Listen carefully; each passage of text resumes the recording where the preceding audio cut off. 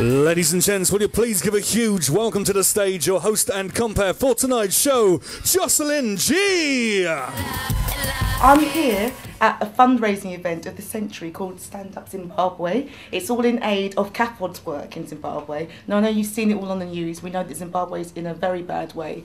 And so instead of just sitting on your bums all day, we've got lots of people coming down who are actually going to do something about it. So I'm hoping that J-Lo and Beyonce turn up like they said they would, just to sing the Stand Up Zimbabwe song, which goes something like 5, 6, 7, 8, 10. Stand up for Zimbabwe, stand up for Zimbabwe, don't sit down.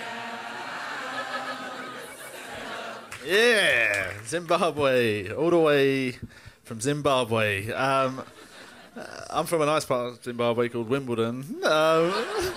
Some of you may have heard of it.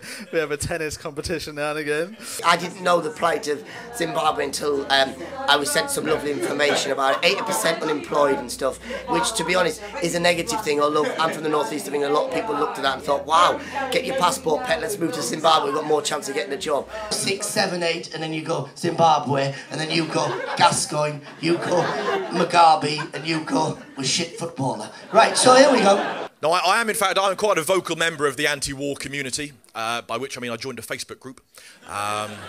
See, it's easier nowadays. The old days you had to go on a march and all that sort of thing, and now you just click accept, which is handy, isn't it?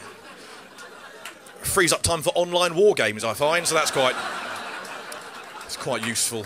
There's an awareness that there's a crisis, but not to the extent of sending emergency aid or, you know, that level of crisis. And I certainly wasn't aware of it being as bad as I now know it is. So it's nice to be able to do something, you know, and to give, because I can't give a lot of money, but I can give time. She could if she wanted to. She's just tired. Very rich. She's loaded. She's...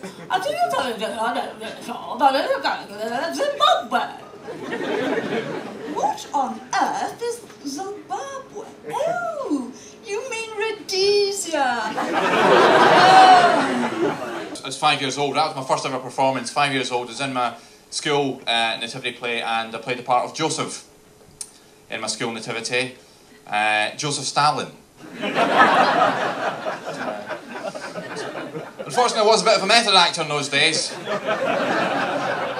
This is a story of my friend Neil Hannon, who got his head stuck in an antique cannon. Now, this is absolutely true. My mate Neil looked at a cannon and just thought, my head's definitely not as big as a cannonball. But I'm going to need some evidence. But can we give up to the actual sort tonight? Carl Donnelly! Hilarious. Rosie and Helen in all their disguises. He's Rosie brilliant. and Helen.